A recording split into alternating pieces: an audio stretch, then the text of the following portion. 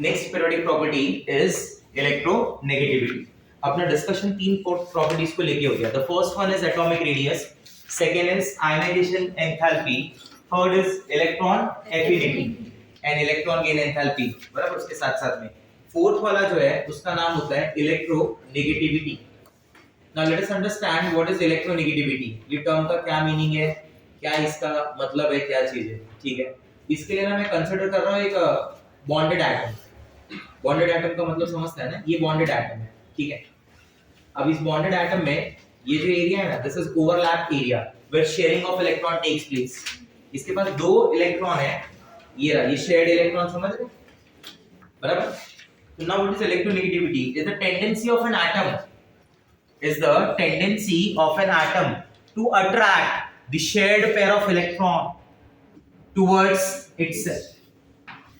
तो एक एटम वो जो इलेक्ट्रॉन का शेयर्ड पेयर है उसको अपनी तरफ कितना अट्रैक्ट करता है, इसी को अपन क्या बोलते हैं, इस टेंडेंसी को अपन क्या बोलते हैं, electronegativity. Then sir what is the difference between electron affinity and electronegativity? दोनों तो इलेक्ट्रॉन अट्रैक्ट करने का ही टेंडेंसी है, दोनों इलेक्ट्रॉन अट्रैक्ट करने का टेंडेंसी है, you are right. But for electron affinity we need isolated atom and for electronegativity is defined for bonded atom. Electron affinity में आप किसी आउटसाइड के इलेक्ट्रॉन को अट्रैक्ट कर रहा है। Electronegativity is a term where shared pair of electron is attracted. आप समझ रहे मेरी बात को? दोनों में डिफरेंस हो रहा है, नहीं हो रहा है? आया ना?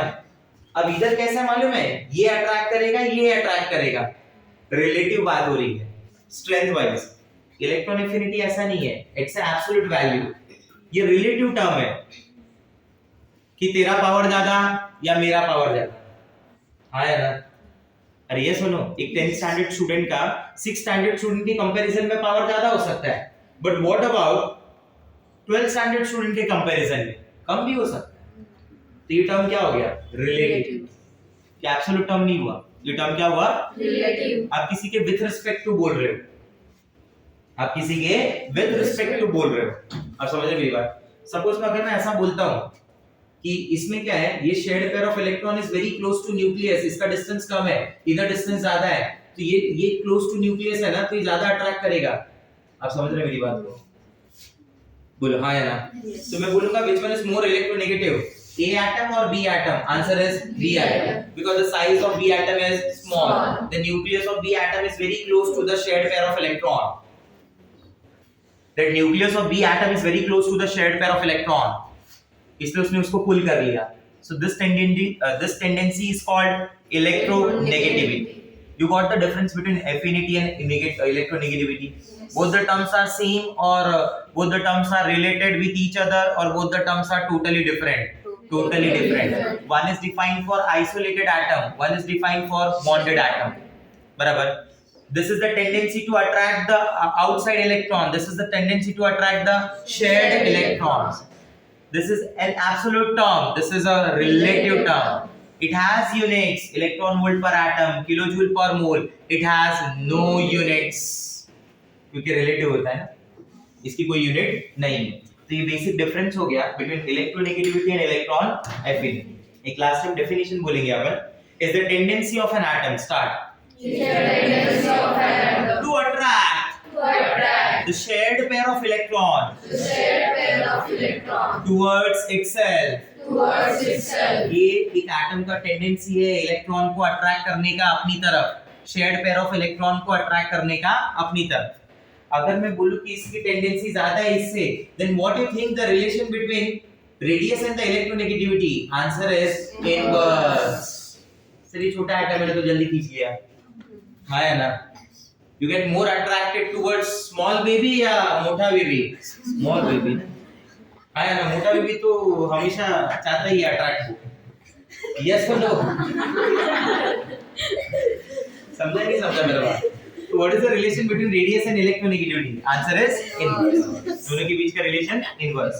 ठीक है, नेक्स्ट अगले पॉइंट में मैं ऐसा डिस्कस कर रहा हूं कि what are the factors which can affect factors affecting electronegativity.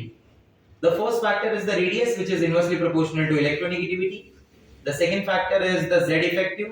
अगर किसी न्यूक्लियस की पावर बढ़ेगी तो डोंट यू थिंक उसको शेयर्ड इलेक्ट्रॉन खींचने के लिए ताकत ज्यादा मिल रही है, तो उसका अट्रैक्शन बढ़ेगा उस पे, so that power, that tendency will increase. So Z effective is directly proportional to electronegativity. Number 3. Third one we say oxidation state, especially positive charge. अगर मैं कंपेयर करता हूँ A+2, A+3, you tell me किसका nucleus ज्यादा dominating है, A या A+3? A+3. मैंने आपको ऐसा सिखाया है कि अगर पॉजिटिव चार्ज दिखता है तो उसको ऐसे देखें कि इसका न्यूक्लियस का पावर बढ़ गया. किसी के ऊपर पॉजिटिव चार्ज आने का मतलब क्या हुआ, उसका न्यूक्लियस का पावर बढ़ गया. अगर उसका न्यूक्लियस का पावर बढ़ गया, what do you mean by that? Z effective बढ़ गया, हाँ या ना?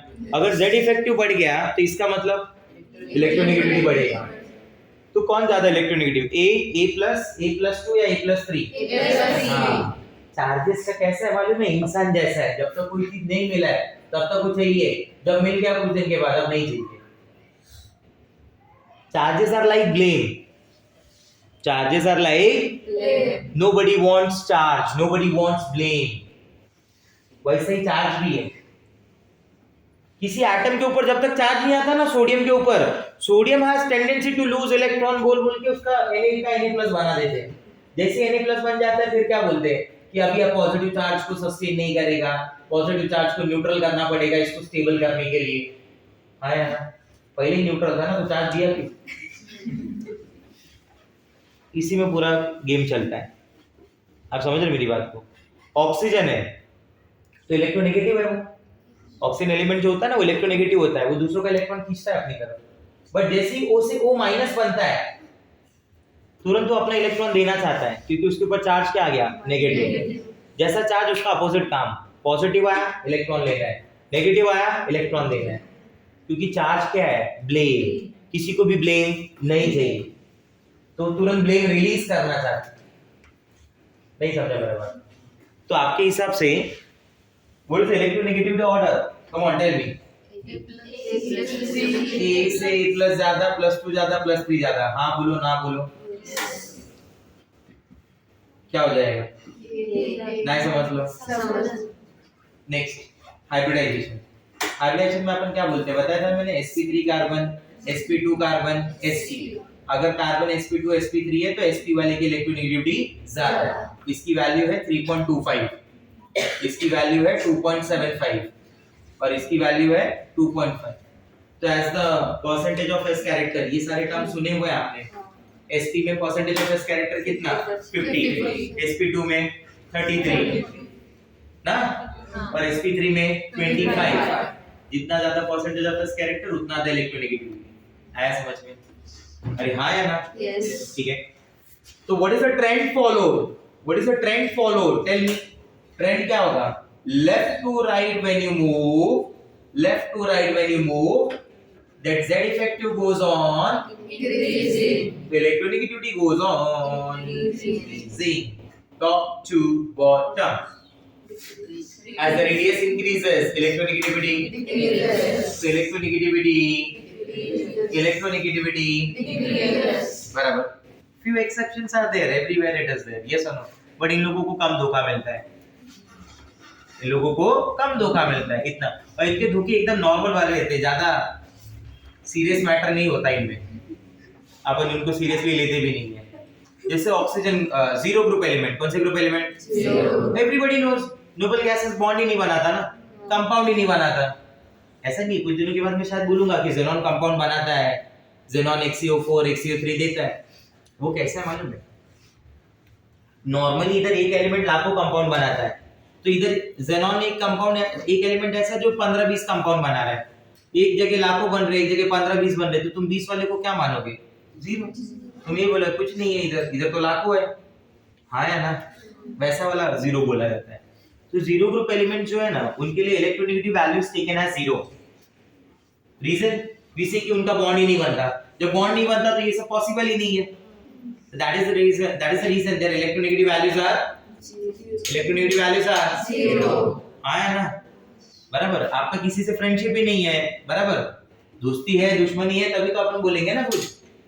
आप सबके लिए अननोन ही है तो आपके लिए इलेक्ट्रोनेगेटिव टर्म क्या माना जाएगा? 0। क्योंकि ना तो आपका किससे अट्रैक्शन ना तो रिपल्शन। समझ रहे हैं मेरा बात? क्लियर हो रहा है टर्म क्या बोलना चाहता हूं मैं? ठीक है, now let's see there are free values of electronegativity जो आपको याद करनी पड़ेगी। जैसे मैं लिथियम से बोलता हूं फ्लोरीन, हाइड्रोजन जो है ना हाइड्रोजन, उसका वैल्यू कितना है मालूम है? 2.1। Lithium to fluorine, lithium to fluorine. जैसे मान लो कि ये हाइड्रोजन हो गया बराबर, lithium beryllium boron carbon nitrogen oxygen fluorine, तो हाईली इलेक्ट्रोनेगेटिव इज फ्लोरीन। समझ रहे मेरी बात? यहां से वैल्यू ऐसे स्टार्ट होगी 1.0 1.5 2.0 2.5 3.0 3.5 4.0, तो डिफरेंस कितने का हुआ? 0.5। अब इस तरफ से इस तरफ जा रहे तो रेडियस डिक्रीज नहीं हो रही है? नहीं हो रहा है रेडियस डिक्रीज।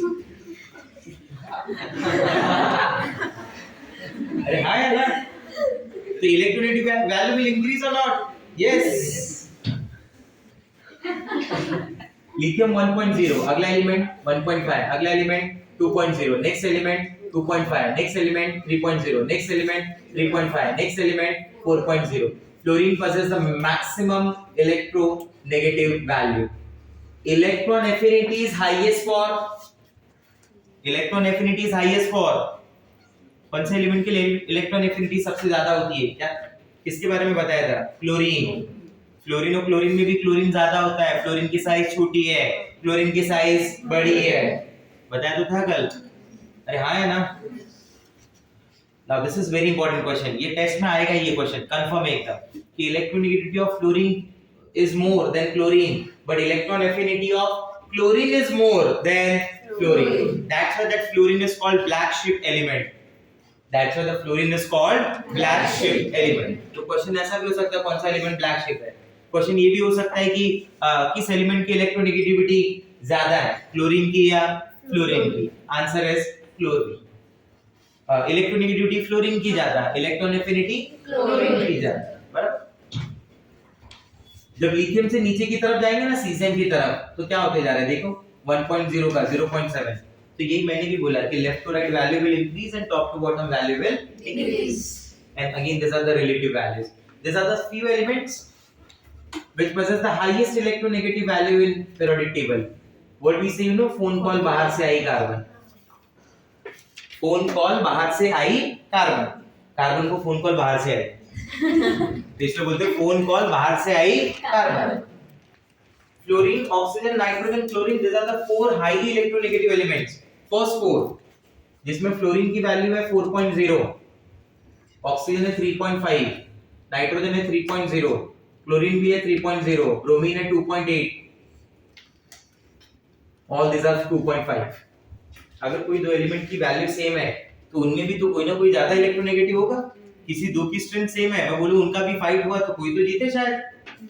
अरे हाँ है ना? से समथिंग यस और नो? ठीक है। तो ऐसे केसेस में हम क्या प्रेफर करते हैं मालूम है? ऐसे केसेस में हम प्रेफर करते हैं कि जिसकी रेडियस छोटी होगी उसकी इलेक्ट्रोनेगेटिव ज्यादा मानी जाएगी। इसलिए नाइट्रोजन को थर्ड पे लेते हैं और क्लोरीन को फोर्थ, क्योंकि नाइट्रोजन का रेडियस स्मॉलर देन यस। आप समझे मेरी बात? There are few scales, there are few quantitative measures to calculate electronegative values. कुछ calculations हैं जो इनके लिए यूज की जाती हैं, जिसमें सबसे पहला कैलकुलेशन हम लोग बोलते हैं पॉलिंग स्केल। कौन सा scale? Polling scale. Polling scale give you the electronegative difference between to atom, delta En। Delta En का मतलब होता है electronegative difference, electronegative difference between two atom, between two atom। और ये हमेशा कैसा लिया जाता है मालूम है? मॉड। मॉड लेने का मतलब क्या है? ये वैल्यू पॉजिटिव वाली, मतलब हमेशा बड़ा माइनस छोटा करना, छोटा माइनस बड़ा मत करना। आया समझ में? इसको कैलकुलेट कैसे करते देखो, डेल्टा En, अब मॉड नहीं लगाएंगे तभी भी चल रहा है, इधर कोई प्रॉब्लम नहीं है, is 0.208 under root delta AB, ऐसा लिखते हो लोग, अंडर रूट डेल्टा AB। इसका मीनिंग क्या होगा? ये क्या चीज है? 0.208 under root 0.208 under root. Instead of writing delta EB उसका एक्चुअल मीनिंग लिखेंगे उधर, energy of AB bond, energy of AB bond minus under root energy of AA into energy of BB bond, बराबर। These values are given in kilocalories, these values are given in kilo calorie. ये जो EAB है, आज तक NEET ने कभी ऐसा नहीं किया कि इसमें ये फॉर्मूला देख फॉर्मूले के ऊपर वैल्यूज देके क्वेश्चन पूछा हो, ये आना बहुत इम्पॉसिबल है। ज्यादा से ज्यादा अगर बहुत कुछ पूछना भी होगा ना तो क्या करेगा कि इसको डायरेक्ट पूछ सकता है कि ये टर्म क्या है। तो EAB का मतलब क्या है? It is the energy required to break AB bond. What is EAA? It is the energy required to break AA bond. What is EBB? It is the energy required to break BB bond. अब समझ रहे मेरी बात को कि अगर मैं कहीं पे ऐसा बोलता हूं कि A2 reacts with B2 gives you AB, तो इस प्रोसेस में जितनी एनर्जी AA को ब्रेक करने को लगे, जितनी BB को ब्रेक करने को लगे, जितनी AB को ब्रेक करने के लिए लगे, वो सारे वैल्यूज को यहां पे पुट करो, बराबर। प्रोसीजर के अकॉर्डिंगली सॉल्व करो, जो भी आएगा that is the electronegative difference between to atom. तो छोटा मोटा प्रोसीजर नहीं है। अब समझ रहे मेरी बात? हाँ है ना? तो this is the calculation according to Pauling, ठीक है। अनदर साइंटिस्ट मिलिकन ने भी कुछ सजेस्ट किया। मिलिकन ने क्या बोला? मिलिकन स्केल के अकॉर्डिंग ऐसा है, electronegativity according to Mulliken scale. किसी एटम के लिए अगर इलेक्ट्रोनेगेटिविटी बतानी है तो उसने बोला कि उस एटम का आयोनाइजेशन एंथैल्पी निकाल लो, उसका इलेक्ट्रॉन एफिनिटी ले लो, और इन दोनों टर्म को इलेक्ट्रॉन एफिनिटी कैसे आएगी? डेल्टा Hg वाली टर्म। इलेक्ट्रॉन एफिनिटी तो टर्म है ना, वैल्यू तो कौन बताता है? Delta Hg। उसको ना डिवाइड बाय 2 कर दो, प्रोवाइडेड इसमें जो I, E और EA है that should be in electron volt पर एटम। तो उसको डिवाइड बाय 2 कर दो, you will get the answer. ऐसा नहीं था, ये इसमें थोड़ा करेक्शन था। पॉलिंग ने इसमें करेक्शन सजेस्ट किया। पॉलिंग ने बोला कि नहीं ऐसा नहीं है, अकॉर्डिंग टू पॉलिंग ये चीज ऐसे होती है, IE plus EA divide by 5.6। उसने बोला 2 से नहीं, कितने से डिवाइड करना चाहिए? 5.6। अब मैं पॉलिंग को लिख रहा हूँ मिलिकन, मतलब पॉलिंग की वैल्यूज को मिलिकन के स्टाइल में लिख रहा हूँ। क्या मैं इसको ऐसे भी लिख सकता हूँ क्या? IE plus EA divide by 2 into 2.8, what is yes और नो? ये IE plus EA divide by 2, तो ये चीज हो गई ना, और ये किसके बराबर होती है? मिलिकन के। तो मिलिकन का जितना भी वैल्यू आया रहेगा उसको डिवाइड क्या कर दें? 2.8। तो आपको क्या मिल जाएगा? पॉलिंग का वैल्यू। तो क्या मैं यहाँ पे ऐसा बोल सकता हूँ कि पॉलिंग की जो वैल्यू है, सॉरी मिलिकन की जो वैल्यू है, it is approx 2.8 times greater than the polling speed. उसकी वैल्यू 2.8 टाइम ज्यादा मानी जाएगी। कभी-कभी उसको वो लोग ऐसे भी लिख देते हैं, that is 1/2.8 multiply by xm। 1/2.8 को मैं 1/3 मानूं अप्रोक्सीमेटली। What is 1/3? 0.333333। अरे बोलो हाँ यार, मल्टीप्लाई बाय xm। तो Pauling is equal to 0.3333 into xm। ये भी फार्मूला बन जाएगा। तो ज्यादा से ज्यादा आपको क्या पूछेगा? ज्यादा से ज्यादा फार्मूला पूछेगा। अगर उसको इलेक्ट्रोनेगेटिव वैल्यू किसी की बतानी भी है तो आपको उसके लिए IE देगा और EA देगा। समझा मेरा बात? से समझेंगे? यस और नो? यस। क्लियर हो रहा है ये पॉइंट? ठीक है, हाँ या ना? So these are the few terms related with this. बराबर। अगला जो पार्ट है that is application. अगला पार्ट क्या है? Application. Application of electronegativity. ठीक है, तो application of electronegativity में there are few terms. Application part, जिसमें सबसे पहला पार्ट होता है कि मेटालिक और नॉन मेटालिक कैरेक्टर को आइडेंटिफाई करना। किसके पास मेटालिक कैरेक्टर ज्यादा है, किसके पास नॉन मेटालिक कैरेक्टर। दूसरा टर्म होता है किसी मॉलिक्यूल के अंदर बॉन्ड लेंथ और बॉन्ड स्ट्रेंथ को आइडेंटिफाई करना, बराबर। तीसरा टर्म होता है percentage ionic character and percentage of covalent character निकालना, कि जो कंपाउंड है, जो बॉन्ड है, वो आयनिक है या फिर कोवेलेंट, ये भी इससे मिल जाता है इलेक्ट्रोनेगेटिविटी से। चौथा पॉइंट होता है एसिडिक नेचर डिटरमाइन करना, acidic nature of hydride, hydride की केसेस में। सर हाइड्राइड क्या होते हैं? Hydrides are the binary compounds of hydrogen. Hydrides are the binary compounds of, मतलब बाइनरी का मतलब होता है कि दो ही एलिमेंट है। एटम कितने भी हो, एलिमेंट कितने? उसमें से भी एक फिक्स है, कौन?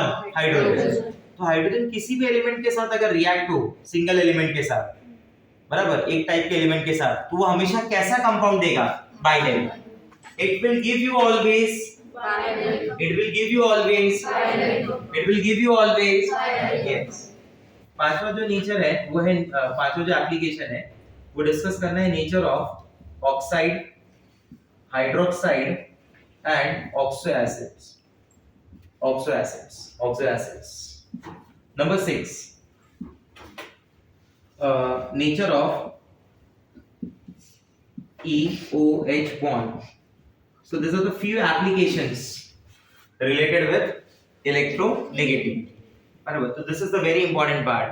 जैसे आपने आयनाइजेशन एंथैल्पी में 3 एप्लीकेशन पढ़े थे, वैसे ये वाला पार्ट भी एप्लीकेशन जो है वो काफी ज्यादा इंपॉर्टेंट है. ठीक है, तो now will start with the application part.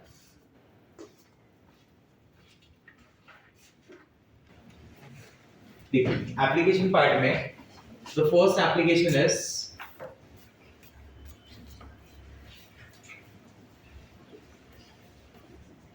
metallic and non-metallic character.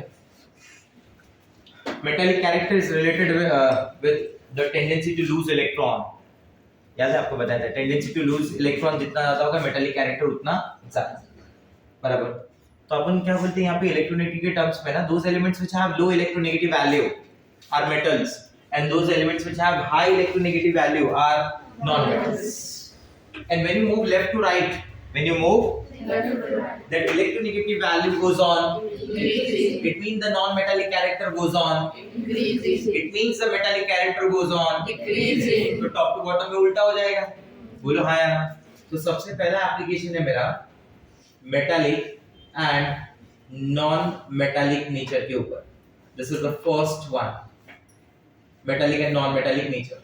तो मैं क्या बोलता हूँ मालूम है कि अगर मैं लेफ्ट टू राइट मूव करता हूँ तो left to right that non metallic character, बोलो, इंक्रीजेस और डिक्रीजेस?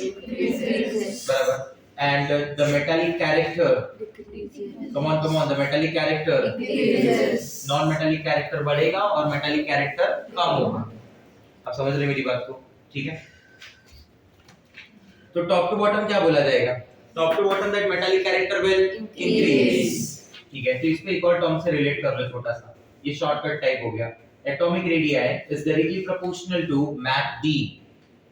शॉर्टकट क्या है बोलो? Atomic radius is directly proportional to mac D. जितना मैक डी में खाएगा उतना रेडियस बढ़ता जाएगा. हाँ है ना. शुरुआत मैकालू टिक्की से होगी, फिर मैकवेजी, बराबर, फिर वो पनीर वाला, फिर वो महाराजा वाला, पैसा रेडियस बढ़ता जाएगा. ये सुनो, अरे हाँ या ना, बोल नहीं रही कुछ. देखो तो इसमें ये मैगडी का क्या मतलब है?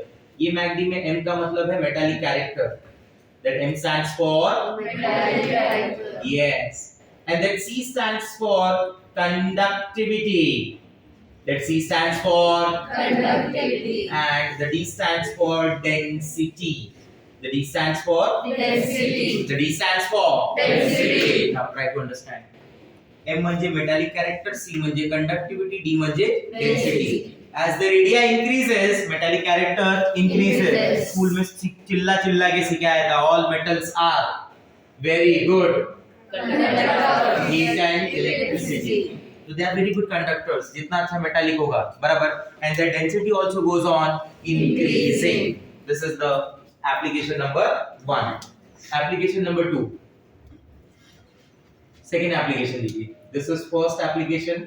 This is second application. Second application is related with the percentage ionic character. बराबर, वो बॉन्ड आयनिक है या वो बॉन्ड कोवैलेंट है.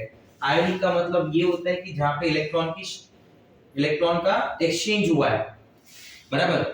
आया समझ में? जैसे मान लो आपको 200 रुपीस की आपको रिक्वायरमेंट है 200 का, आपके पास 100 रुपीस है, मैंने एक और 100 दे दिया, मैंने मेरा 100 का लॉस किया, आपका 100 का प्रॉफिट कराया, आपका काम हो गया, ऐसा समझ लो. आया समझ में? हमने बॉन्ड बना लिया. दूसरा एक है कि हम लोग ने 100 रुपीस मिलके शेयरिंग किया, बराबर, और कंपनी स्टार्ट किया, तो क्या हो गया? वो हो गया म्यूचुअल शेयरिंग हो गया ना. हाँ या ना? इस तरीके से बोलते हैं. तो एक होता है बॉन्ड कोवैलेंट और एक होता है आयोनिक. कोवैलेंट बॉन्ड में there is sharing of electron, ionic में there is exchange of electrons. जो इलेक्ट्रॉन देगा वो कैटायन, जो इलेक्ट्रॉन लेगा वो एनायन. तो परसेंट कैसे पता चले कि कोई बॉन्ड आयनिक है या कोई बॉन्ड कोवेलेंट है? तो to determine that percentage ionic character according to Hannay and Smith, formula कुछ ऐसा है, percentage ionic according to Hannay Smith what we say that as the delta En increases their percentage ionic character increases. जितना delta En बढ़ेगा, electronegative difference between two atoms जितना बढ़ेगा, their percentage of ionic character will increase. Okay, what is the formula to calculate percentage of ionic character? That formula is 16 delta En. क्या formula देखो? 16 delta En plus 3.5 delta En square. आप समझ रहे मेरी बात को? परसेंटेज आयनिक कैरेक्टर का formula है 16 delta En plus 3.5 delta En का स्क्वायर. इकडे डेल्टा En म्हणजे काय? Electronegative difference between two atoms. Example ऐसा है, जैसे देखिए HF है. कौन है? HF. हाइड्रोजन होता है 2.1, फ्लोरीन होता है 4.0. हाइड्रोजन क्या होता है? 2.1, फ्लोरीन होता है 4.0. What is delta En for HF? Delta En tell अरे 1.9 ना, अरे 4 minus 2.1. नहीं समझा मेरा बात? परसेंटेज आयनिक कैरेक्टर को देखो ध्यान से, क्या हो जाएगा बोलो? 16 into 1.9 plus 3.5 into 1.9 का स्क्वायर. Consider approximate 2. 2 का स्क्वायर कितना? 4. 4 into 3.5 40. 4 into 3 12 ना, और 0.5 into 4 2. 12 plus 2 40. 16 into 2 32. That comes approximately 46. हाँ यार बराबर. एक्चुअली में वो 45 के आसपास आएगा क्योंकि हम लोग ने बढ़ा लिया ना थोड़ा सा. इसके पास 45% आयनिक कैरेक्टर है, तो रिमेनिंग क्या है? कोवेलेंट. तो ये एक्चुअली क्या हुआ? कोवेलेंट या आयनिक? कोवेलेंट. HF is covalent. तो इन लोगों ने क्या बोला मालूम है कि अगर delta En is greater than 2.1, so in that case percentage ionic character will be greater than 50 and bond will be called as, इनका बॉन्ड क्या बोला जाएगा? If delta En is less than 2.1, so percentage ionic character will be less than 50 and the bond will be called as Covalent. if delta En is equal to 2.1, so in that case the percentage ionic character is equal to 50. Bond will be both ionic as well as Covalent. ऐसा. दूसरे भी एक है polling का rule. तो polling के accordingly, गैलिस के accordingly ऐसा है कि 1.7 का क्राइटेरिया है. उन्होंने कितने की क्राइटेरिया रखी है? 1.7. ये किसके अकॉर्डिंग बताया मैंने? हेनी.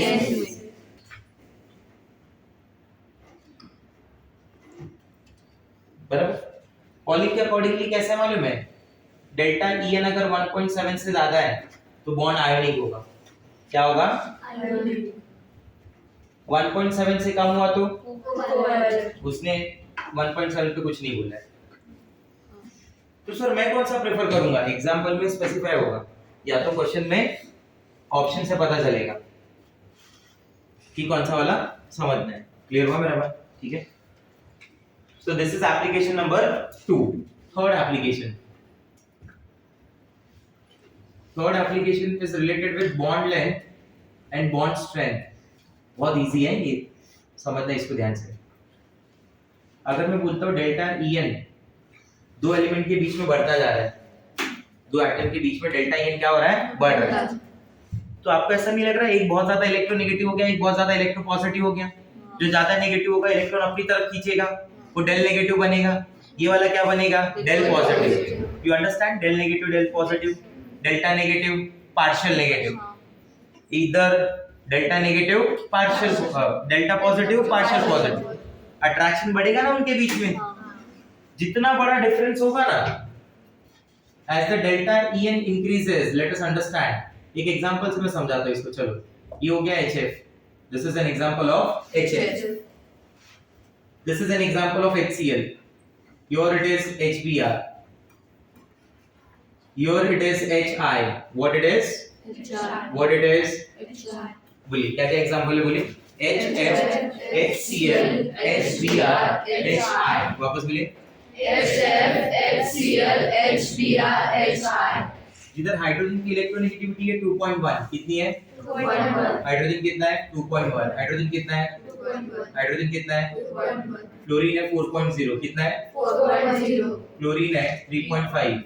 Sorry 3.0. Bromine 2.8. Iodine 2.5. Differences 0.4. Differences 0.7. Differences 0.9. Differences 1.9. तो यहाँ पे मैं ऐसा बोल सकता हूँ डेल्टा EN बढ़ता जा रहा है. जितना डेल्टा EN बढ़ेगा ना उतना उनके बीच का जो बॉन्ड लेंथ है वो क्या होगा? कम होगा. देखो इधर क्या हो रहा है, इधर उल्टा हो रहा है. ऐसा बोलो डेल्टा EN डिक्रीजेस ना, तो as the delta EN decreases bond length increases. which one is difficult to break. What I told you initially, अपना chemistry, inorganic chemistry never believes in long distance relationship. जितना दूरी बढ़ेगा उतना attraction कम होता है, bond break हो जाएगा. कौन सा वाला बॉन्ड इजीली ब्रेक होगा? HF या HI? Which one will give you H plus ion very easily? HI. So bond length increases, so bond strength Decreases. So what's the relation? Ignore? Inverse. अच्छा. तो मैं ऐसा लिख सकता हूँ क्या? Tell me. That delta EN is inversely proportional to directly proportional to नहीं समझा? Any doubt with this? Clear हुआ मैं क्या बोलना चाहता हूँ? ठीक है? तो मुझे बताओ कि कौन सबसे इजीली इलेक्ट्रॉन H+ दे देगा? HI. जो जितना इजीली H+ आयन दे उतना अच्छा एसिड बोला जाता है. तो कौन अच्छा acid? HF, HCl, HBr, HI. HBr, HI. Chai. What it is? Chai. Everybody knows chai causes acidity. तो उसे HI नहीं बोलते, उसे बोलते हैं chai. Chai causes acidity because ये जो compound HI it is highly acidic. It is highly acidic. Try to understand the term. Clear हो रहा है मेरा बात? हाँ है ना? सामने वाले को ये पता हो कि एसिडिटी क्या होता है, बट ज्ञान दे देगा. चाय बहुत एसिडिटी करता है. पूछ लिया कि व्हाट इज एसिडिटी, बोला रुको जरा गूगल पे बताते हैं रुको. समझा नहीं समझा मेरा बात? तो बॉन्ड लेंथ बॉन्ड स्ट्रेंथ का ये रिलेशन है किसके साथ? डेल्टा EN के साथ. तो इनके रिलेटेड क्वेश्चन आएंगे आपको, पूछेगा कि किस तरीके से बॉन्ड लेंथ है, किस तरीके से बॉन्ड स्ट्रेंथ है, ये सब के ऊपर. ठीक है.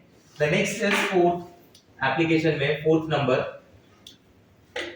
This is fourth application. That fourth application is regarding the nature of hydride. So मैं थोड़ा और अच्छे से लिख ही देता हूँ. Acidic nature of hydride, क्योंकि इनके acidic nature के बारे में अपन बात कर रहे हैं.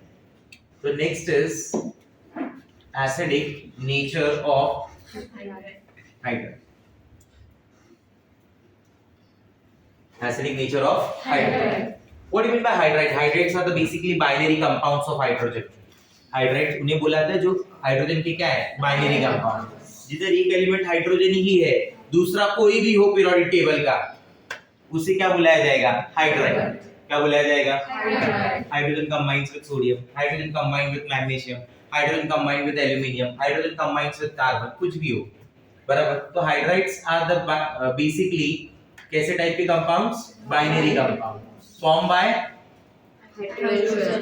formed by hydrogen, another group element and other group element, और कोई दूसरे ग्रुप एलिमेंट के साथ. मैं मान लेता हूँ कि वो ग्रुप एलिमेंट E है. That group element is E. That group element is E. Reacts with H2, give you EH. Sir M क्यों लिखा? अरे H एक भी हो सकता है, दो भी हो सकता है, तीन भी हो सकता है, चार भी हो सकता है, CH4 भी हो सकता है, NH3 भी हो सकता है. हाँ या ना? NaH भी हो सकता है, MgH2 भी हो सकता है ना, इसलिए लिखा. आप समझे मेरी बात? तो मैं आपको कुछ हाइड्राइड्स के एग्जांपल बताता हूँ, आप समझेंगे मेरी बातों को.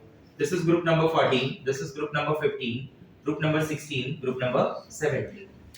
CH4, NH3, H2O HF are the examples of hydrides. Compare कर लो वही चीजें जो बोली थी, hydrogen combines with other group element. Sir, H2 is also hydride. No, H2 is not hydride. H2 तो हाइड्रोजन हो गया ना, dihydrogen gas. When hydrogen combines with the other group element. नहीं समझा? अरे हाँ या ना? Yes. This is SiH4. This is PH3 H2S HCl. GeH4 AsH3 H2SE HBr. This is Hi H2T tellurium antimony SbH3 and here it is Sn. बराबर, जो Sn H2 की form में भी एग्जिस्ट करता है. Here we are moving left to right as well as top to bottom. When I move left to right, मुझे बताओ किसी का एसिडिक नेचर कंपेयर कैसे होता है? किसी का एसिडिक नेचर कंपेयर कैसे होता है? उसके कुछ रूल है, हाँ? बोलो. उसके हाइड्रोजन देने की टेंडेंसीज है ना, वो कितना फास्ट H+ देता है उतना अच्छा एसिड. तो 2 स्टेप्स फॉलो करेंगे टू कंपेयर एसिडिक स्ट्रेंथ. कितने स्टेप्स? सुनना, गोल्डन रूल है. How many steps? 2 steps. Step number 1, fire there H+ ions. Step number 1, step number 2, once you fire the H+ ion ना, once you fire the H+ ion, तो वो जो part होगा ना molecule, वो अनायन बन जाएगा. क्या बन जाएगा? Compare the stability of anion. Compare the Stability of anion. So what are the 2 rules? First, fire their H+ ion. Second, compare the stability of Anion. जिसका अनायन स्टेबल वो एसिड स्ट्रॉन्ग. अगर मुझे पता है, जैसे मैं ऐसा एग्जांपल लेता हूँ, AH और BH.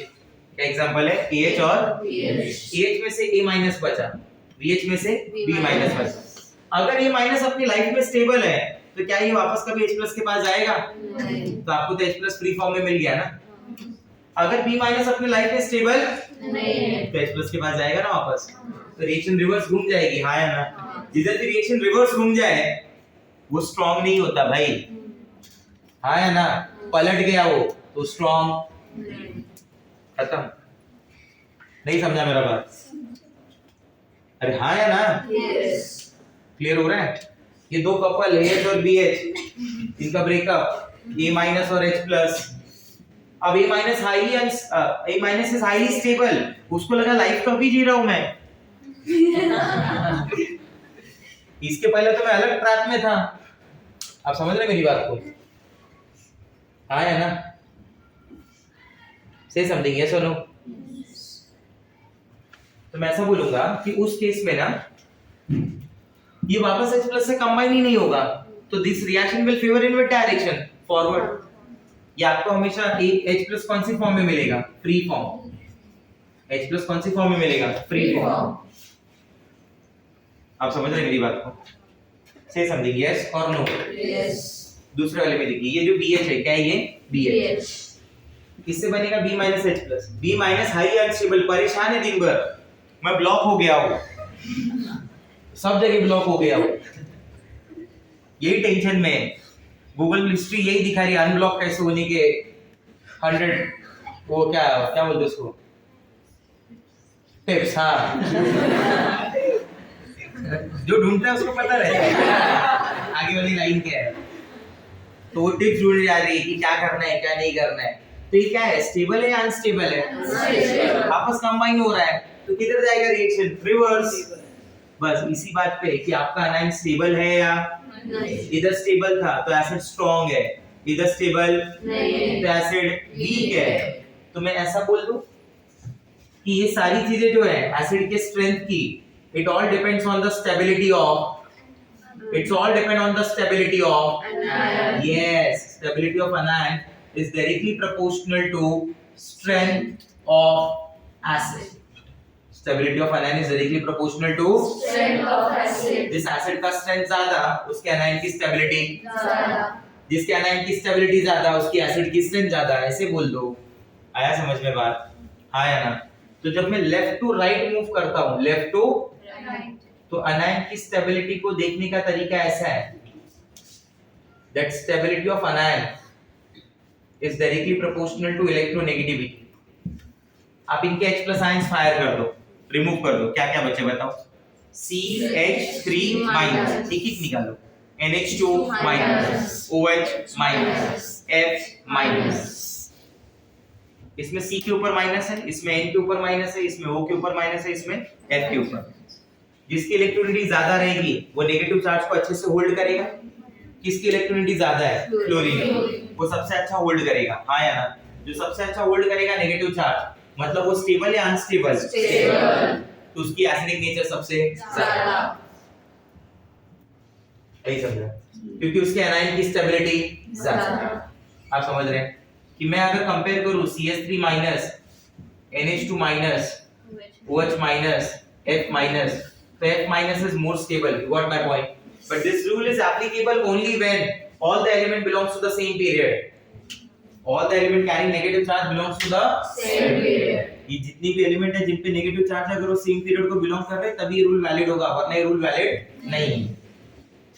आया समझ में बात? मतलब अमोनिया से ज्यादा एसिडिक कौन होता है? वाटर। एक्चुअली में तो अमोनिया क्या होता है? बेसिक होता है। अमोनिया क्या होता है? बेसिक। समझ रहे मेरी बात? अब टॉप टू बॉटम का क्या रूल है? टॉप टू बॉटम का रूल थोड़ा अलग है। उस केस में अनायन की स्टेबिलिटी कैसे देखते हैं मालूम है? साइज के अकॉर्डिंग देखते हैं। Stability of anion is directly proportional to size. अब जैसे यहाँ पे HF से HCl Br HI देखेंगे तो फ्लोरीन का साइज छोटा है, आयोडीन का साइज बड़ा है। This is fluorine carrying negative, this is iodine carrying negative. आप मुझे बताओ कौन नेगेटिव चार्ज को अपने ऊपर अच्छे से डिस्पर्स कर देगा, फैला देगा, दिखेगा ही नहीं? आयोडीन। कौन इतना अच्छा डिस्पर्स नहीं कर पाएगा? क्लोरीन। ये सामने अगर एक H+ है तो उसको कौन सा इलेक्ट्रॉन क्लाउड अट्रैक्ट करेगा? फ्लोरीन का या आयोडीन का? फ्लोरीन का। इसका क्लाउड दिख रहा है ना? इसका क्लाउड कहाँ दिख रहा है? अरे नहीं समझा? आप ऐसा समझिए 100 वॉट की बल्ब है, वो एक छोटे से रूम में लगाई गई है 100 स्क्वायर फीट के रूम में, और एक तरफ 1000 स्क्वायर फीट के रूम में लगाई गई है। तो 1000 स्क्वायर फीट के रूम में उसकी ब्राइटनेस कम होगी, 100 स्क्वायर फीट के रूम में ब्राइटनेस ज्यादा होगी। मेरी आंखें बार-बार किस तरफ ब्राइटनेस देख पाएंगी? 100 ना। तो वो H+ किस नेगेटिव को ज्यादा देख पाएगा? तो अट्रैक्ट भी तो उसकी तरफ होगा, रिवर्स भी तो उधर ही जाएगा ना। इसकी तरफ आएगा क्या? तो इसकी तरफ नहीं आया, मतलब ये क्या हो गया? स्टेबल। वो क्या हो गया? अनस्टेबल। आप समझ रहे मेरी बात को? आया ना? ठीक है। तो इसमें क्या हो जाएगा? F minus, Cl minus, Br minus, I minus. ज्यादा स्टेबल कौन हुआ? I minus. तो किसका एसिडिक नेचर ज्यादा? HI। अभी तो तुमने बोला था चाहे it will give you H+ ion easily। तो दोनों तरीके से एक्सप्लेन कर दिया।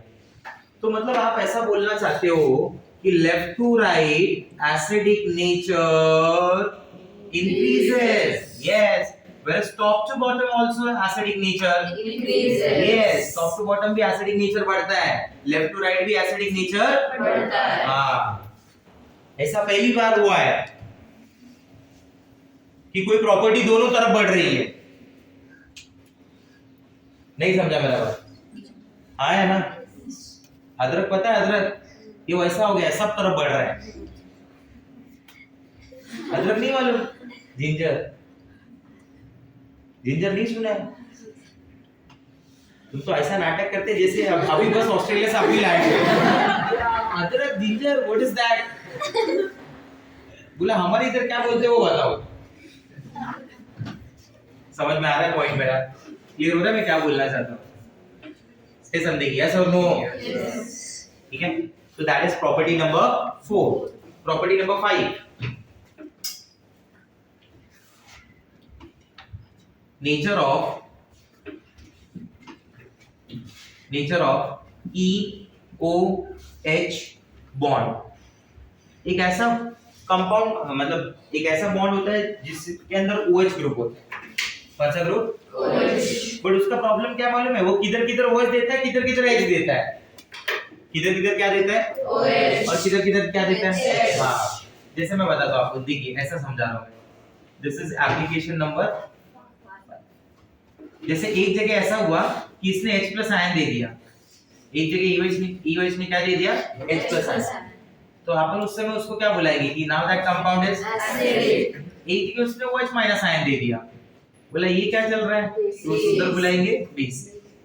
अब इसको समझ ले, ये कैसे पॉसिबल है मालूम है? ये पॉसिबल होता है कि अगर मान लो मैं ऐसा बोलता हूँ कि electronegativity of that E, electronegativity of that E, थोड़ा मैं इसको ऐसे लिख देता हूँ, इलेक्ट्रोनेगेटिविटी ऑफ ई नहीं ए बोल देता हूँ, चलो दो ई हो जाएगा नहीं, और इलेक्ट्रोनेगेटिविटी ऑफ एच को आई एम कंपेयरिंग ए और which one is more electronegative? मैं ऐसा मान के चलता हूँ कि इस केस में A is more electronegative than H, हाँ या ना? तो A जब more electronegative than H होगा ना, तो उस केस में जो बॉन्ड है A और O और H, एक तरफ ऑक्सीजन को A खींच रहा है अपनी तरफ, और एक तरफ हाइड्रोजन को कौन खींच रहा है? O। A ज्यादा स्ट्रेंथ वाला है H के कंपेयर में, तो O के किस तरफ आने के चांसेस है? तो ये बॉन्ड समझ रहे हैं, ये कैसे जाएगा? ये इधर से टूटेगा बराबर, और आपको कंपाउंड में क्या देगा? हाँ, ये पूरा का पूरा बॉन्ड ही ले लेता है ना ऐसा, तो H किस फॉर्म में रिलीज होता है? H+। इसका example chlorine, oxygen, hydrogen. Hydrogen का इलेक्ट्रोनेगेटिविटी, क्लोरीन का 3.0, समझा कैसा खींच लेगा? What it gives? H+। OH नहीं जाएगा, H+ जाएगा। मतलब इसके पास दिखता तो OH है बट देता H+ है। इनको बोलते हैं ऑक्सो एसिड्स। क्या बोलते हैं? Oxo acids. Which possess OH, which contain OH, but they give H+। ऐसी दिखे जैसे BrOH बोल रहा हूं मैं। तो ब्रोमीन कितना होता है? 2.8। ये कितना होता है? 2.1। खींच लेगा ना अपनी तरफ। इन दोनों में भी अच्छा स्ट्रेंथ में कौन खींचेगा? क्लोरीन या ब्रोमीन? क्लोरीन। अगर H+ दे रहा है मतलब एसिडिक है, तो दोनों में अच्छा एसिड कौन है? ClOH या BrOH? ClOH, क्योंकि उसके खींचने की पावर ज्यादा है, तुरंत बाहर कर देगा। नहीं समझा मेरा बात? अब OH माइनस पे आ जाओ, इधर उल्टा हो जाएगा। Electronegativity of A is lesser than the electronegativity of H। AOH अगर ये ज्यादा स्ट्रांग है तो ये अपनी तरफ खींच लेगा। बोलो हाँ या ना? अरे यस और no? NaOH, hydrogen is 2.1, sodium is 0.9. Tell me which one is more electronegative? 2.1। तुरंत खींचा है नहीं खींचा? तो NaOH will give you H+ और OH minus? Yes। अब ये देखिए KOH है, K में 0.8 हो जाता है, इधर 2, अब तो और कम हो गया ना, तो CSOH तक आ जाते तो और कम हो जाएगा, उसमें 0.7 होता है। क्या होता है? 0.7। इन तीनों में डाउन द ग्रुप में अगर कौन OH माइनस आयन सबसे इजीली दे देगा? वो तो तुरंत सरेंडर, बोला हाँ लिख के चलिए, नहीं समझा? वो तो सबसे इजीली सरेंडर करेगा ना। That which give OH minus ion very easily will be more basic। Yes। जैसे जो H+ आयन सबसे इजीली दे, अच्छा से दे, अच्छे से दे, वो एसिडिक।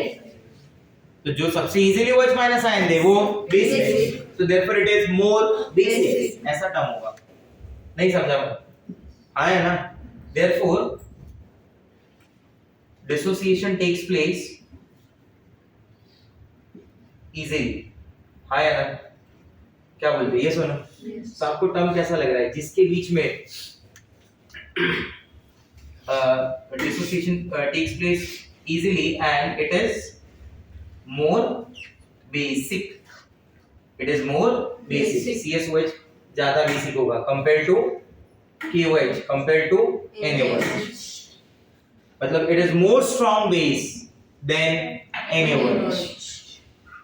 नहीं समझा मेरा बात? Say something, yes or no? Now this is the application number 6। Sixth and the last application, जिसमें हम लोग ऐसे बात करते हैं कि इसमें डिस्कस करने वाले हम लोग nature of oxide, hydroxide and oxo acids. We are going to discuss regarding the nature of oxide, hydroxide and oxo acids। जिसमें मैं ऐसा कुछ बात करूंगा कि ऑक्साइड्स क्या होते हैं? Those compounds which contain oxygen are called oxides। But oxygen भी किस फॉर्म में होनी चाहिए? किसी भी फॉर्म की ऑक्सीजन नहीं चलती है। ऑक्साइड होने के लिए बराबर वो जो ऑक्सीजन एटम है ना, दैट ऑक्सीजन एटम वो O-2 फॉर्म में होना चाहिए। कौन सी फॉर्म में? O minus 2. बराबर. These are the compounds of oxygen atom. जिसमें oxygen is present in O minus 2. Example में जैसे मैं बोलता हूँ Na2O, sodium oxide, magnesium oxide are the examples of oxides. Are the examples of. Oxides. जैसे मैं hydroxides में बात करूंगा तो are those compound which contain OH group, which contain OH. और गिव OH माइनस आयन. वैसे कंपाउंड जो क्या हो OH group which contain OH group और गिव OH minus. हाँ जो OH माइनस आयन देते हो, जो OH minus ion. Yes. Oxo acids are those compound which contain OH group. OH group and give H plus ion. Try to understand this. दिख रहा है? OH है? है या नहीं है? But it gives. H plus. It gives. H plus. उनको oxo acids बोलते हैं. तो मतलब sir HOCl HOBr are the oxo acid. Yes. अरे कोई एक ऐसा भी है जिसको तुम बहुत सालों से जानते हो बट पहचान नहीं पाए. H2SO4 is also oxo acid. सुना है ना H2SO4? वो भी ऑक्सो एसिड है. उसमें भी OH ग्रुप है बट इट गिव्स H+. अच्छा स्टूडेंट का दिमाग तुरंत समझ जाएगा. Sulphur oxygen hydrogen. सल्फर का electronegativity is 2.5, hydrogen is 2.1, more electronegative. Oxygen के साथ बाहर H+ अकेला. नहीं समझा?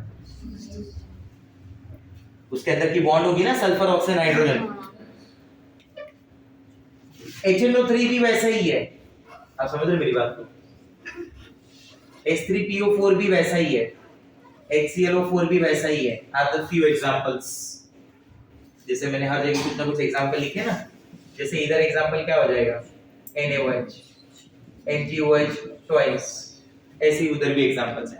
These are the examples of which acid? Oxo acids. What do you mean by oxo acids? Oxo acids are those compounds which contain OH group but they release H plus ion.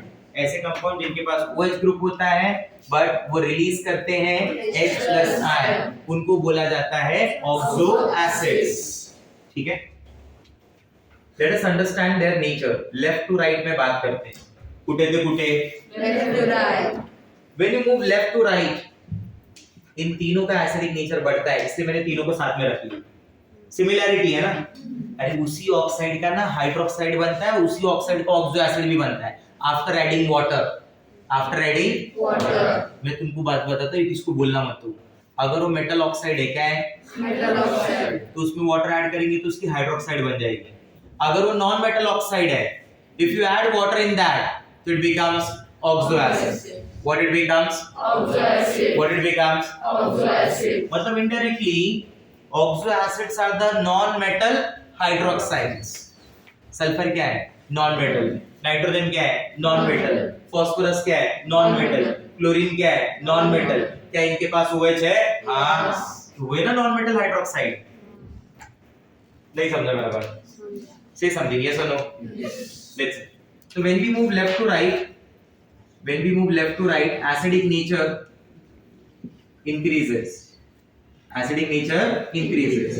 इसमें rule ऐसा है कि जैसा जैसा उनका delta EN कम होता जाएगा, as the delta EN decreases, acidic nature increases. Remember this.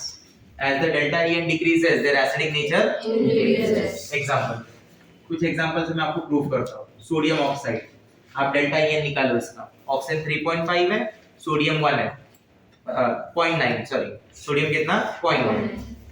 Magnesium में सोडियम इलेक्ट्रोनेगेटिविटी थोड़ी और कम हो गई रहेगी, बढ़ गई रहेगी ना. Left to right electronegative value increase. Aluminium में थोड़ा और बढ़ जाएगा. बराबर. सिलिकॉन में थोड़ा और बढ़ जाएगा. फास्फोरस में थोड़ा और बढ़ जाएगा. सल्फर में थोड़ा और बढ़ जाएगा. क्लोरीन में थोड़ा और बढ़ जाएगा. बोलो हाँ या ना. मुझे बताओ सबसे कम डेल्टा EN कहां पे आएगा? क्लोरीन. क्लोरीन कितना है? 3.0. ऑक्सीजन कितना है? 3.5. What is the difference? 0.5. Sodium 0.9. 0.9. Oxygen 3.5. What is the difference? 1.6. उस तरफ से उस तरफ जा रहे हैं ना. अगर इकड़े से इकड़े तो डेल्टा EN क्या हो रहा है? डिक्रीज. एसिडिक नेचर क्या हो रहा है? इंक्रीज. आप समझ रहे मेरी बात? अरे कुछ तो बोलो। Yes. ये वाले जो है ना, ये बेसिक है क्या? ये Basic. उसमें भी सोडियम स्ट्रॉन्ग बेस है, सोडियम ऑक्साइड स्ट्रॉन्ग बेस है, ये वीक बेस है। ये तो ऑलमोस्ट एम्फोटेरिक नेचर है। कैसा नेचर है? Amphoteric. बराबर। ये एसिडिक है, ये क्या है? Acidic. और ये स्ट्रॉन्ग एसिडिक। कैसे? Strong acidic. तो लेफ्ट टू राइट बढ़ नहीं रहा एसिडिक नेचर? बोलो हाँ या ना? Yes. ऐसे इसी मूल के हाइड्रोक्साइड में भी होगा। NaOH, MgOH twice, AlOH thrice, SiOH 4 times। देखना ध्यान से मेरी बात को। इसका तो नाम ही है भाई ऑर्थोसिलिसिक एसिड। क्या नाम है इसका? Orthosilic acid. और everybody knows NaOH is a base. इसके तो नाम में ही आ रहा है सिलिसिक। Acid. तो उसको बेस कहां से बोलोगे? तो क्या हो रहा है? डेल्टा एन डिक्रीज हो रहा है। Sodium oxygen, magnesium oxygen, aluminium oxygen, silicon oxygen, delta N decrease हो रहा है, एसिडिक नेचर बढ़ रहा है। Increase. समझा? इसका नाम क्या बताया मैंने? ऑर्थोसिलिसिक। समझ रहे मेरी बात? मैं जैसे बोलता हूँ कि मेरे पास H3PO4 है, ऑक्सो एसिड, बराबर। मेरे पास H2SO4 है, ऑक्सो एसिड। मेरे पास HClO4 है, ऑक्सो एसिड। फास्फोरस ऑक्सीजन का डिफरेंस, सल्फर ऑक्सीजन का डिफरेंस, क्लोरीन ऑक्सीजन का डिफरेंस, डेल्टा EN क्या हो रहा है? कम होते जा रहा है, एसिडिक नेचर बढ़ता जाएगा। क्लोरीन, इस एसिड का नाम होता है पर क्लोरिक एसिड। क्या नाम है? Perchloric acid. वो ज्यादा स्ट्रॉन्ग है सल्फ्यूरिक एसिड से, और सल्फ्यूरिक एसिड ज्यादा स्ट्रॉन्ग है फास्फोरिक एसिड से। आप समझ रहे मेरी बात? तो अगर कोई character left to right acidic nature बढ़ रहा होगा तो टॉप टू बॉटम में क्या होगा उसके? हाँ, इधर टॉप टू बॉटम में एसिडिक नेचर, क्योंकि टॉप टू बॉटम में वो जो डिफरेंस है ना, टॉप टू बॉटम में ना डिफरेंस जो है डेल्टा EN का, वो क्या होते जाता है? बढ़ते जाता है।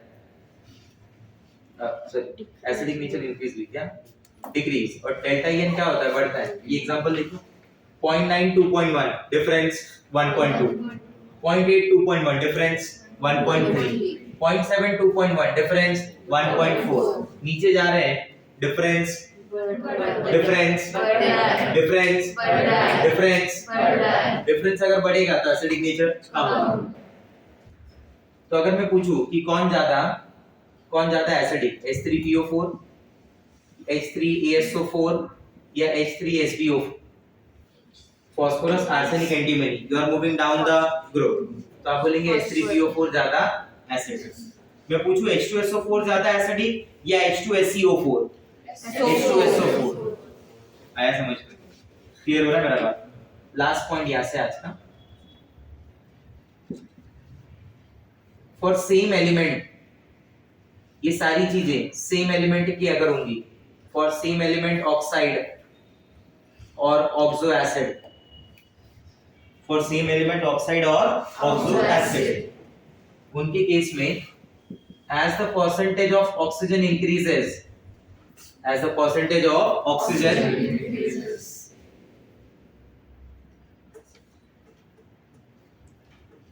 acidic nature increases. As the percentage of oxygen increases, their acidic nature. Increases. As the percentage of oxygen increases, their acidic nature. Increases. जितना ज्यादा परसेंटेज ऑफ ऑक्सीजन बढ़ता जाएगा उतना एसिडिक नेचर बढ़ेगा। मैं जैसे तुमको पूछूं CO और CO2, CO और CO2. ज्यादा एसिडिक CO2। मैं तुमको पूछूं SO2 और SO3 ज्यादा एसिडिक, SO3. समझ आ रहा है मेरा बात? मैं तुमको पूछूं HClO3 और HClO4 ज्यादा एसिडिक, HClO4. मैं तुमको पूछूं N2O3 N2O4 N2O5 ज्यादा एसिडिक, हो गया 4 मार्क्स मिल गया। क्वेश्चन आया था नीट में एक बार, N2O3 N2O4 N2O5 ऑर्डर दिया था पर, तो इन तीनों ऑक्साइड के लिए ऑर्डर दिया था किसका एसिडिक नेचर ज्यादा है? N2O5 का ज्यादा। कभी कभी वो N2O4 नहीं लिखेगा, NO2 लिख देगा, उसका ही आधा हुआ ना, एक के लिए डबल तो दो के लिए 4। नहीं समझा? Total there are 4 types of oxide. How many type? 4. Acidic, basic, दिख रहा है? एसिडिक, बेसिक, एम्फोटेरिक और न्यूट्रल। चौथा क्या होता है? Neutral. 4 न्यूट्रल ऑक्साइड तो कंपलसरी याद रखने हैं। कार्बन मोनोऑक्साइड लिख लो बुक में भी, CO above border line, CO, N2O, 4 neutral oxide है, neutral oxide CO, N2O, NO, H2O. CO, N2O, NO और H2O. लिखा? A small part is there. उसका नाम है diagonal relationship. क्या नाम है? Diagonal relationship. Diagonal relationship का मतलब क्या मालूम है? Certain element from second period. Certain element from Second period. shows resemblance. Shows Resemblance. with some element of third period. With Some element of third period. जैसे lithium second period का element magnesium third period के element के साथ कुछ similarities दिखाता है, कुछ properties में सिमिलर होता है, कुछ प्रॉपर्टीज में Similar. कुछ प्रॉपर्टीज में Similar. कुछ प्रॉपर्टीज में Similar. कुछ प्रॉपर्टीज में Similar. तो इन दोनों की ये जो सिमिलैरिटी है ना उसको बोलते हैं डायगोनल रिलेशनशिप. क्या बोलते हैं? Diagonal relationship. ये क्यों आता है मालूम है? कि जब आप टॉप टू बॉटम जाएंगे ना, डायगोनल मतलब ऐसा हुआ ना, ये मेरे डायगोनल पे, तो यहाँ से वहां मैं कैसे जाऊंगा? ऐसा नहीं जा सकता मैं टेबल में. टेबल में कैसे जाऊंगा मालूम है? पहला मैं नीचे आऊंगा डाउन द ग्रुप, और फिर मैं जाऊंगा left to right. When I move down the group radius बढ़ गया, when I move left to right radius, तो चांसेस है ना दोनों सेम हो जाए. जब मैं डाउन द ग्रुप आया तो रेडियस मान लो 10 से बढ़ गया, जब मैं लेफ्ट टू राइट गया रेडियस मान लो 0.8 से कम हो गया, तो मेरे इसके रेडियस सिमिलर होने के चांसेस. तो इसमें रेडियस भी सिमिलर होता है, इलेक्ट्रोनेगेटिविटी सिमिलर होता है, पोलराइजिंग पावर भी सिमिलर होता है, किसी अनायन वगैरह को अट्रैक्ट करने की जो पावर है उसके भी सिमिलर होने के चांसेस है. इसलिए उनकी प्रॉपर्टीज में क्या आती है? सिमिलैरिटी. इसको बोलते हैं diagonal relationship. Lithium magnesium, beryllium aluminium, carbon silicon. Second से थर्ड देखना है, थर्ड से सेकंड नहीं. Second to start with lithium, either magnesium. Start with beryllium, either aluminium. Start with carbon, here it is silicon. आया समझ में? नहीं समझा? क्लियर हो गया मैं क्या बोलना चाहता हूँ? अरे हाँ है ना? Yes. ठीक है. So with this theory part is over.